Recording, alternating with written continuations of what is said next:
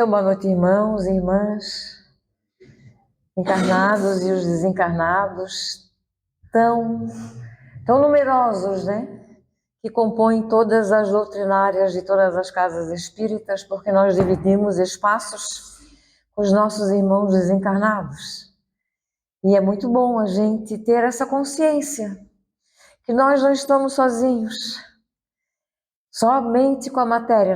Aqui nós estamos também com uma população de irmãos desencarnados, tanto de mentores, como de irmãos como nós, nessa nossa fase evolutiva, que viemos para aprender um com o outro, né? Porque aqui não tem ninguém que saiba mais, ninguém que saiba menos.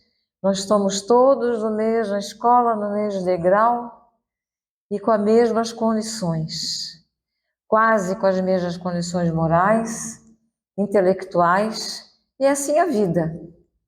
Por isso que nós estamos no planeta Terra juntos. E é bom saber que nós estamos aqui. E agradeço a casa o convite. O tema que eu coloquei ali é: não deixe o amor esfriar. Mas o tema era outro, hein? O tema era o amor de Jesus perante os partidos políticos judeus da sua época e os desafios atuais. Mas como eu ia usar o capítulo 24 de Mateus, que é o sermão profético, e lá no sermão profético a gente vai encontrar esse pedido de Jesus, é um pedido dele. Essa frase é um pedido de Jesus: não deixe o amor esfriar. Então eu falei, vou tirar essa parafernália toda e vou colocar essa frase, que é melhor, que interpreta melhor o mestre: não deixe o amor esfriar. Então, nós que nos denominamos cristãos, nós criamos uma imagem de Jesus muito peculiar, às vezes muito confortável. É uma imagem de Jesus, o amigo bonzinho, é o amigo que não diz não para as nossas necessidades. É aquela imagem do amigo que fala: tá tudo bem, Jesus, eu fiz isso de errado, mas tá tudo bem, eu sou Jesus, tá tudo bem. Então essa é a imagem de Jesus que nós cristãos criamos na nossa imaginação, para ter um Jesus adaptado às nossas necessidades, e para ter um Jesus que a gente consiga se relacionar sem brigar, porque se Jesus nos fala não, é capaz de a gente brigar com Jesus. Tá falando não, então não sou mais amiguinha dele. Então essa imagem de Jesus que nós criamos é aquele Jesus que fala de paz, mas na nossa cabeça Jesus não conhece guerra, conhece a paz. É como se ele fosse o coach que vem dar mensagem de autoajuda e está ali, aquele amigo que está ali. É uma imagem muito peculiar, é muito confortável essa imagem que nós cristãos criamos de Jesus. E nós usamos os ensinamentos de Jesus filtrados. Está lá o Evangelho, e a gente vai ler o Evangelho, e a gente vai usar do Evangelho aquilo que é do nosso interesse, no nosso campo de interesse. Se a gente lê alguma coisa do Evangelho que vai ao encontro de alguma coisa que vai esbarrar os nossos atos, as nossas ações, a gente vai dar uma interpretação diferente para o Evangelho, porque não vai corresponder às minhas necessidades. Então essa imagem de Jesus, e até de Deus, que a gente às vezes também pensa que Deus é essa imagem do Senhor confortável, que está ali, Deus é o Senhor que nunca vai nos falar não, que vai dizer: tá tudo bem, tudo bem. Mas eu matei, acabei de matar. E ele vai me falar: tá tudo bem, tá tudo bem. Essa imagem de Deus, de Jesus, é um pouco confortável. E daí é o que Kardec fala, o que ele chama de fazer da divindade a nossa imagem e a nossa semelhança, não ao contrário. Nós somos a imagem e semelhança de Deus e devemos nos esforçar para chegar nessa imagem e semelhança. Mas como para nós é mais cômodo, vamos adaptar Deus, vamos adaptar Jesus aos nossos interesses. Então o convite é um desafio até, é sair dessa lógica, sair um pouquinho dessa lógica e buscar esse Jesus real. Mas real, né? Porque o Jesus real é muito difícil nós, na nossa evolução, nesse grau, termos. Porque a gente não pode ter a imagem do verdadeiro Jesus. Mas a gente já consegue se aproximar mais e se distanciar mais desse Jesus ideal, que é o nosso Jesus fabricado pelo nosso pensamento. Então, a gente vai sair um pouquinho dessa nossa zona de conforto e buscar esse Jesus histórico. E daí a gente pode usar um monte de literatura. Tem vários livros que contam a vida de Jesus. Jesus é a pessoa mais biografada de toda a história. Tem gente que pensa que não. Os ateus falam, não tem nada que prove a existência de Jesus. É mera ignorância. Jesus é o personagem histórico mais biografado de todos os tempos. Não só pelos evangelistas, que são biógrafos de Jesus. Ele é biografado também por autores que não eram nem cristãos, eram ateus, e foram estudar a história de Jesus para desmentir, para desmistificar, para dizer, olha, vocês estão tudo enganados, ele não existiu. E essas pessoas literalmente deram com o nariz na porta, porque tiveram que admitir a grandiosidade desse mestre amado Jesus. Então, a gente pode pesquisar um pouquinho a vida de Jesus, no que os livros trazem, mas também no que a doutrina nos diz, as obras básicas da doutrina espírita de Allan Kardec, e também os livros complementares de Chico Xavier, como A Caminho da Luz, tem várias informações sobre esse espírito de primeira ordem, primeira categoria, que está acima de todas as nossas expectativas cognitivas de imaginação. Mas o fato é que ele, sendo esse espírito de luz, ele encarnou na Terra.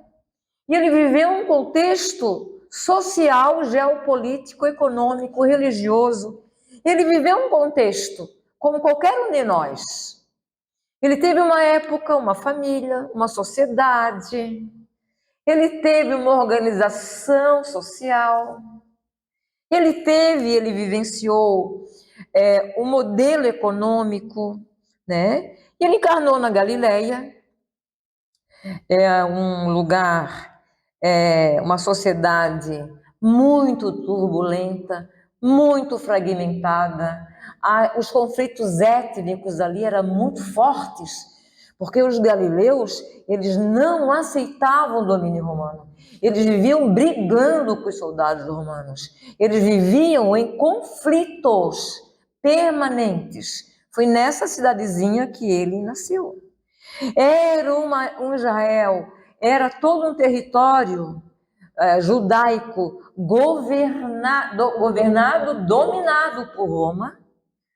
dominado por Roma, que exercia sobre eles um domínio militar fortíssimo, né? E além dos conflitos internos do próprio povo judeu, tinha o domínio de Roma. Então foi nesse meio desse caos, dessa sociedade caótica, problemática, conflituosa, cheia de violência política, cheia de domínio militar de Roma, cheia de fanatismo religioso, cheio de pobreza extrema, que Jesus nasceu. Foi ali que ele nasceu. Ele, o Espírito iluminado, ele poderia ter escolhido trazer a mensagem para nós, mas vir em um lugar mais civilizado, mais avançado. Mas foi lá na Galileia, onde as pessoas falavam, da Galileia, lá não sai nada que preste. Da Galileia, essa pessoa é da Galileia, não tem nada que preste lá. As pessoas menosprezavam a Galileia, apesar de ser um lugar estratégico para o comércio, mas eles menosprezavam. Então, se a gente for estudar um pouco mais com profundidade, a gente vai descobrindo aos poucos, porque é muito aos poucos que a gente vai descobrindo e conhecendo, é aos poucos que todo o evangelho de Jesus, toda a vida dele, tudo que ele vivenciou, toda a sociedade, todos os seus pares, todos os seus conterrâneos, tudo. Todo esse evangelho se deu dentro de crises políticas e econômicas reais e graves, né? Como eu já falei, era uma Israel dominada, Roma dominou mais de 700 anos Israel. Gente, não é pouca coisa, é quase um século, sob o domínio de um império romano. Era muito usado a opressão militar, o exército militar de Roma estava sempre nas ruas, os impostos eram abusivos, não sobrava nada para a população, tinha que pagar tudo, e pagava em peixe, que era o produto caro, e recebia um pedacinho de charque, podiam pescar toneladas de peixe, tinham que entregar tudo para os cobradores, em troca recebiam um pedacinho de charque, era isso que acontecia. A miséria era extrema, né? Havia a crucificação pública. Gente, a crucificação pública não era qualquer coisa, porque a crucificação era a pena capital de Roma, para oprimir. E eles crucificavam quem eles consideravam rebeldes, quem eles consideravam escravos, quem era escravo, e quem eles consideravam inimigos do Estado. E tudo para a cruz. E eram mulheres, crianças, e era humilhante, era uma forma de humilhar a população. E a cidade fedia, porque eles não tiravam da cruz, era uma morte lenta, os urubus vinham, comiam, tem pedaço para cá, pedaço para lá, podridão aqui, podridão lá. A cidade fedia. A gente não pode nem imaginar o que é viver sob uma política que aplica a crucificação pública. E nessa cidade Jesus viveu. Então a cruz não era um símbolo religioso, não era. A cruz era um instrumento político de intimidação, de opressão do Império Romano. O judeu usava a pena capital do apedrejamento. É culpado, apedreja, mata, a pedrada. Enterra na terra, fica só a cabeça de fora, tudo para baixo da terra, a pessoa ficava assim, pedra aqui, pedra aqui, pedra aqui, pedrão. A pessoa não tinha como reagir, estourava a cabeça toda, estourava o olho. Essa era a pena capital do povo judeu, era apedrejamento. E a pena capital do povo romano era a crucificação. E além, nessa sopa toda, eram os grupos políticos ali, que Jesus conviveu com todos os grupos políticos da sua época. Os fariseus. Quem eram os fariseus? Vamos comparar. Eram os políticos de direita. Por quê? Isso é uma análise sociológica, não sou eu que estou dizendo. É uma análise sociológica dos grupos políticos da época de Jesus. Os fariseus eram os grupos de direita, eles eram muito legalistas. Eles primavam muito pela pureza religiosa e pela moral seletiva. Olha, tem que andar aqui, nessa linha reta. Mas por que a moral era seletiva? Porque eles fiscalizavam a moral dos outros. A moral da família dele, a moral deles, eles. Olha, eles faziam coisas, mas eles não contavam. Eles só fiscalizavam a moral dos outros. Por isso que era moral seletiva. E eles eram tradicionalistas. Tudo era seguir a tradição. A lei, né? A Torá. Tá ali na Torá, tá, não tá, não tá, isso aqui ele deu, não fez, punição. Fez, está tudo bem. Então era assim o povo fariseu, que era um partido político de direita, se a gente fosse comparar hoje, né? Os saduceus eram uma elite.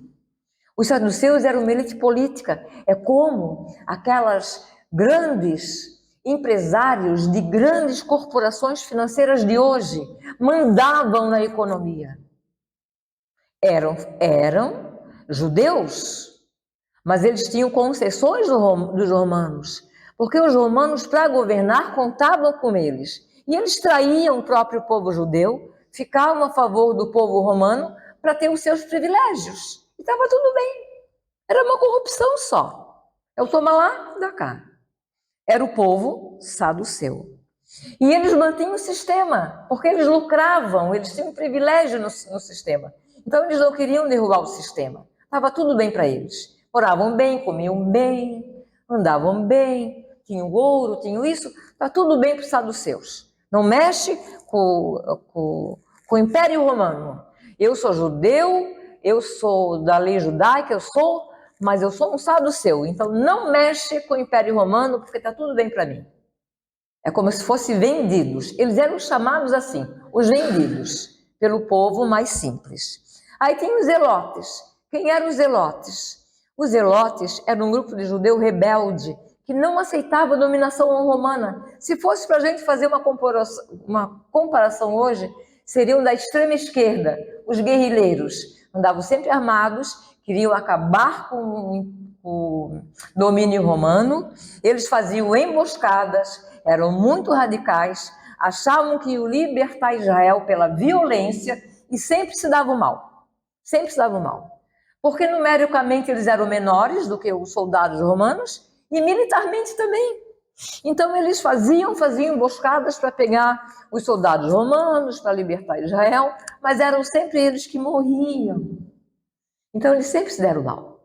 E tinha os essênios, que eram aqueles judeus que não concordava com A, não concordava com B, não concordava com C, não concordava com D, não concordavam com o alfabeto inteiro. Estava todo mundo errado. A gente vai sair dessa sociedade, vamos para o deserto, montar o nosso clubinho do Bolinha. Ali não entra mulher, não entra ninguém, só entra nós, e nós vamos viver distante dessa gente pecadora. Eram os essênios.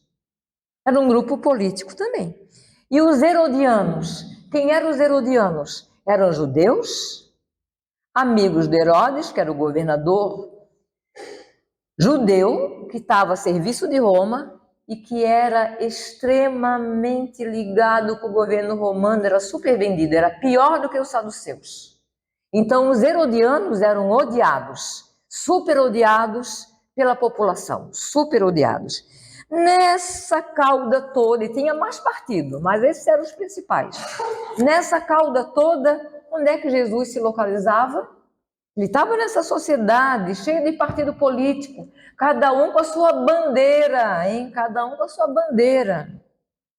Porque não pensa que partido político é invenção da atualidade, não. Na época de Jesus, já tinha partido político, cada um com a sua bandeira. Onde Jesus se localizava? Bem, Jesus não aderiu a nenhum partido político, mas ele incomodou todos. Todos os partidos da época de Jesus ficaram incomodados com Jesus. Todos. Então, Jesus criticava os fariseus, chamava eles de hipócrita. Sabe a moral seletiva? Jesus sabia disso. Jesus confrontava com a elite, com os saduceus, expulsava a elite dos templos. Saiam daqui, mercenários, mercadores da casa do meu pai. Não transformem a casa do meu pai num comércio. Porque eram eles que queriam lucrar dentro dos templos. Eram os saduceus. Saiam daqui. Ele confrontava essa elite política e religiosa da época. Ele não apoiava a violência dos zelotes. Ele sabia que era errado Roma dominar Israel, mas ele não queria a via da violência e ele falava, guarde a vossa espada. Quem com a espada fere, com a espada será ferido. Cuidado com a violência. Ele alertava os zelotes e ele tinha entre os discípulos um zelote, que era Simeão, ele era zelote. Ele foi chamado para ser discípulo, né? E ele também não fugiu como os essênios. Tá tudo errado nessa sociedade, que sociedade é essa? Tá tudo um caos, essas crises políticas, econômicas, eu vou para o deserto. Ele não fez isso.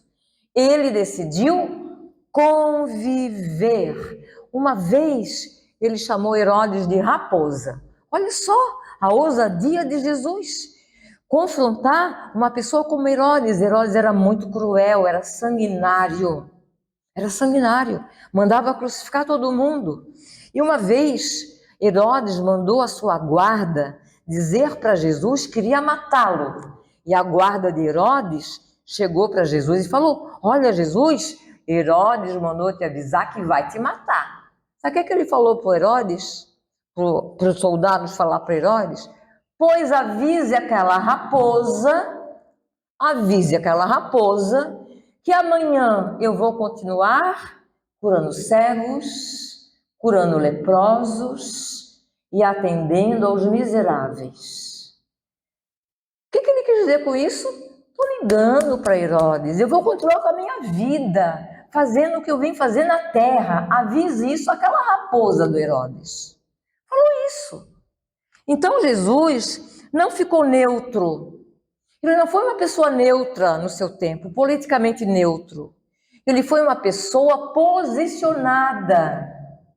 Ele não foi partidário, mas ele foi profundamente político. Profundamente. Olha a época que ele vivia. Eu estou falando só um recortezinho.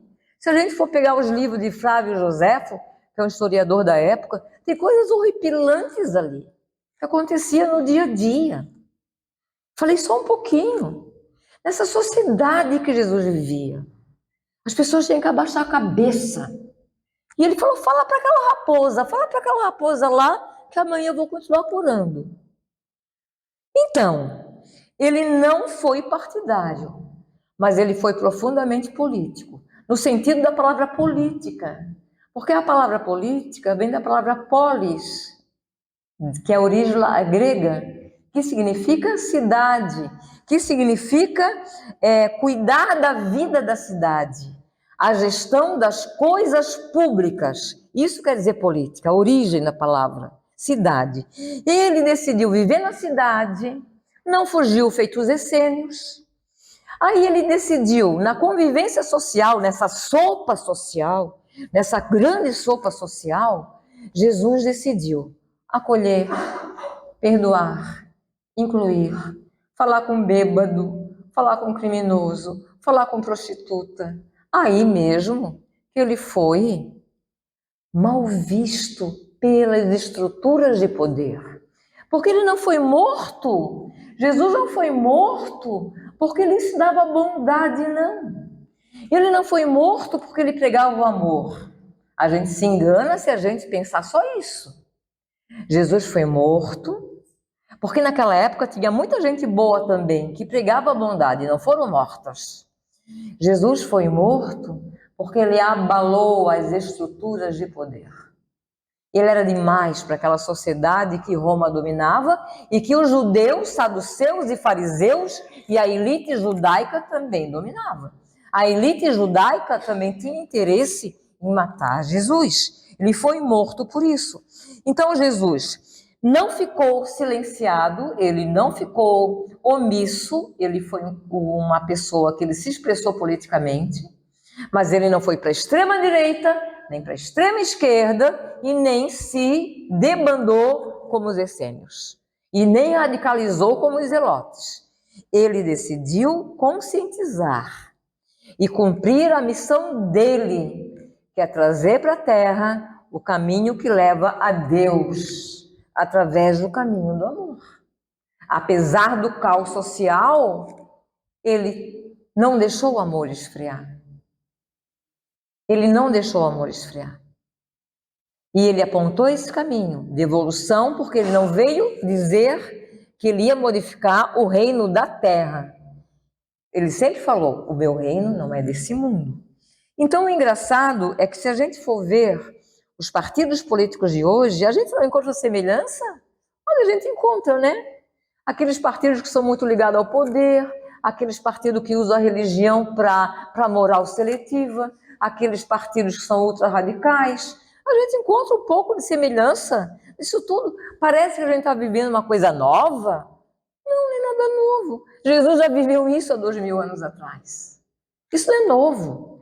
Então, o Evangelho, a doutrina espírita, ela nos diz que esse caos social, esses equívocos que nós cometemos ao criar os movimentos sociais, alguns movimentos sociais, alguns partidos políticos que ainda não são aqueles partidos e nem aqueles movimentos sociais que usam a ética, o bom senso e a verdadeira doação ao próximo, a doutrina espírita fala que isso acontece por causa, é um reflexo do nosso grau de evolução. Então, os indivíduos que habitam a Terra, nós, os indivíduos quem são? Somos nós. Nós estamos num grau de evolução que só somos capazes de compor a sociedade assim como ela está. Então, Allan Kardec chama isso de imperfeição moral.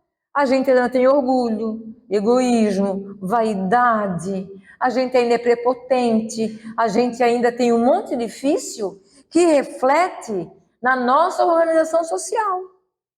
E daí tudo que tem dentro da sociedade, inclusive os partidos políticos, vão conter aquilo que tem dentro de mim. Então é um reflexo do indivíduo. Quando a gente alcançar um nível de evolução maior, onde a gente consiga seguir o mestre, amar o próximo, com ética, com uma verdadeira entrega, o formato social também muda. Os partidos também mudarão. Porque a primeira condição para a sociedade mudar é mudar primeiro o indivíduo através da reforma individual, da nossa reforma moral. Isso é uma decisão. Hoje a gente já tem instrumento para a gente decidir. Vou ficar empacada ou vou mudar? Para a gente mudar perante uma crise tão grande como a gente vê diariamente, a gente tem que dar mais atenção. Voltar o nosso pensamento e o nosso coração um pouco mais de atenção para o nosso modelo. E quem é o nosso modelo? Não é Jesus? O nosso guia e modelo? Mas eu pergunto, será que ele ainda é? Será? Por que eu pergunto isso? Porque eu vejo cristãos pegando outros tipos de modelos humanos, idolatrando pessoas. A lei da idolatria é uma lei psíquica, mas a lei psíquica da idolatria só cabe idolatrar a um ser, Deus. Por quê? Porque quando a gente idolatra, a gente volta o nosso pensamento para o objeto que a gente idolatra e a gente se assemelha a ele. Por isso, Deus não colocou essa lei na natureza, porque ele é vaidoso.